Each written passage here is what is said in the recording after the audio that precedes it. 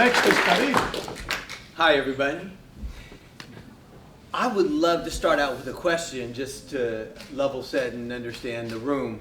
Who here has heard of Bitcoin ordinals?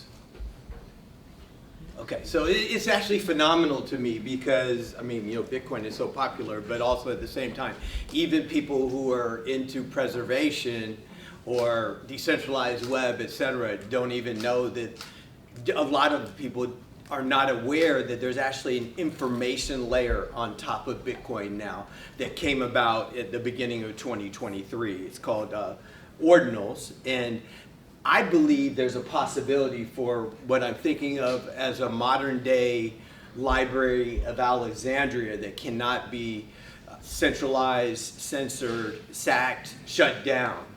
And this could be on Bitcoin and other proof of work chains. They actually have this mechanism to be completely decentralized and permissionless. So let's go forward. Andrew. Thank you. So what, in my mind, the world needs a decentralized public repository that essentially can preserve lightweight information. I mean, obviously we need it for heavyweight information as well, but that's not what I'm talking about here. I'm talking about more text and maybe small images. It needs to be something that everybody has access to so that we can have not only the preservation information, but also contextual information as we're going through our digital world. Also the ability to claim check and to have a shared reality. All these things could be brought about by having access to what I'm thinking of as like an impervious Library of Alexandria. Andrew? So ordinals are interesting. Basically, a Satoshi is 100 millionth of a Bitcoin. You can put information of any type on a Satoshi. It actually goes to the witness field of Bitcoin. You can put up to 4 megabytes at a time, and you can put as many of these as you want on a single Satoshi. So you're talking about 100 millionth of a Bitcoin layering information on top of it.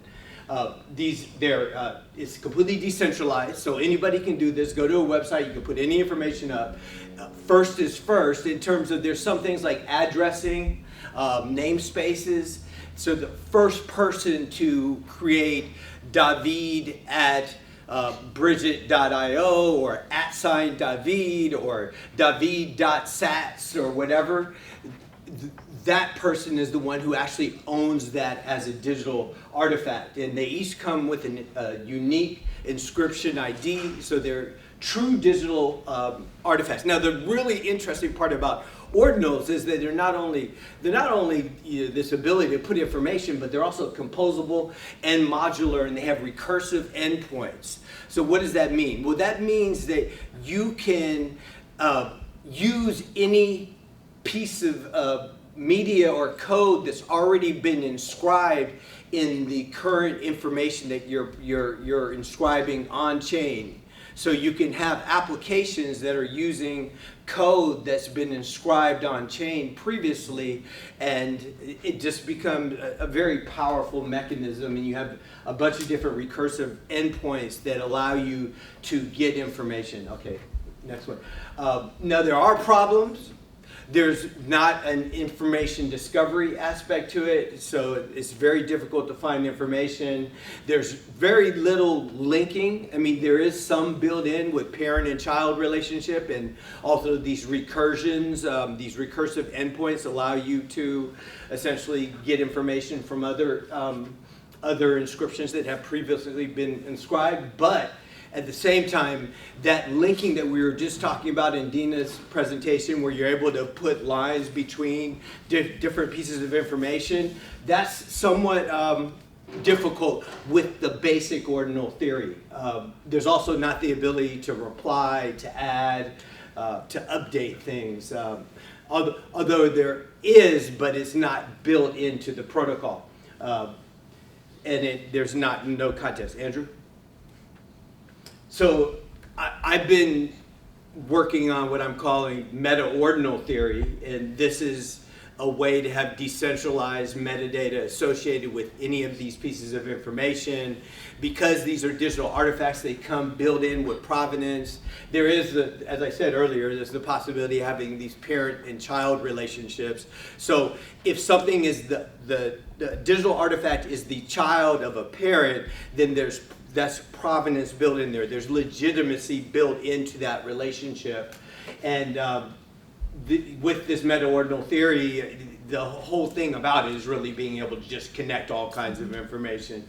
But I'm really excited about this notion of SAT applications. It's something that I've been working on that really takes advantage of the unique aspect of ordinals being composable, modular, etc. And you can create future-proof, immutable, permissionless apps that are deployed on Bitcoin or any other proof of work chains that essentially, I mean, I'm not going to try to really explain it too much, but basically you have designated sats for each module of your script, and you have designated sats for data, and you have designated sats for one usually for the configuration of your application. And what it allows for is this possibility of having a decentralized application that's completely permissionless that will be on Bitcoin forever. So it's for the foreseeable information. This will be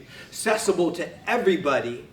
And with this application framework that I'm talking about, you can also have it evolve and grow and change over time, because you have this designated data set that is basically polling every time that it's loaded, and it looks to see, oh, has someone reinscribed more information on this particular set? Okay, well, let's bring this into the application. And the beautiful thing is there's no hosting costs or anything. You just, once you've inscribed the information on your designated sats, it's there forever. And the exciting thing for me is that you can have, say, a SAT application that there's a decentralized part that's all on chain, and it may be actually on multiple chains. So you have Bitcoin, then you have these other proof of work chains that are coming up now. Well, Doge is a baby Bitcoin, and then there's some other ones. But then you can have off-chain code that will be accessing this information as well. So that's one. Do I have a few more minutes? Or? Okay. In closing. So, in closing, there's another project I just want to mention is I'm working on the Meta Layer initiative, which is being advised by Vince Cerf. And this project, we won't go into the slides or anything for it, but essentially it's a meta layer on top of the entire web, and it invites the possibility of applications and communities that are active over the entire web. So it's this possibility to go to a website, and if you decide to go visible, you can see everybody else who's in your community, who's visible on that web page, or who has been there, and if they have done annotations of any type, not just regular annotations, but it could be complex annotations, you can see those as well because you're on that same website as the other people in your community. And of course, you know, we're thinking about it initially on the web, this overlay that includes where people, information, and interactions have presences above the web page. Okay, you can extend that to virtual reality as well, and to augmented reality, and even the conceptual space. So it's like having this possibility of having an overlay on life, essentially, that's a shared, decentralized information ecology. In closing. Thank you very much. Okay. Any brief questions? We have a 14-minute coffee break, but any questions? some of you, if you desperately need coffee, please go, but please stay also for Can we the have a question? Yes. Our online Zoom friends are asking, what specific problem would this solve? Some specific examples would be nice. Also, no hosting costs, there are always costs. Okay, so if we're talking about the Bitcoin ordinals, there is absolutely a cost, and that cost is to do the inscription, so putting the information up on Bitcoin. But once you've put it there, it's there forever, and it can continue to be active. And so what can you use? For culturally relevant information, metadata that connects information, so that allows for the possibility of context. Context is, in my opinion, the most important text. So if we can create ways for us to have contextual information, it can help us discern truth from fiction. I was glad I met you at the elevator this morning. We had a quick chat about putting the works of Shakespeare in the witness fields, something highly annotatable like classical text and other Talmudic text. Can you walk through maybe a possible use case where this technology and protocol is used to annotate text and interrelate those annotations? Well, I mean, Doable? it's very doable. Right now, there are a number of applications out there that are touching into this meta web space where they allow you to put annotations, and some of those, like hypothesis, etc., allow you to create links. I think that there's a higher level that we can go to where we actually create what I call more bridges. So instead of just being links that the author created, they would be connections or conceptual links that the whole community could create, and they can be not only just one directional but bi-directional with a type, so supporting, contradicting, etc. And we can certainly do it. I'd love to work with you to do it for. Right? It would be persistent. Yes. On to coffee. Thank you. Okay. So everybody, we have a break. We have 15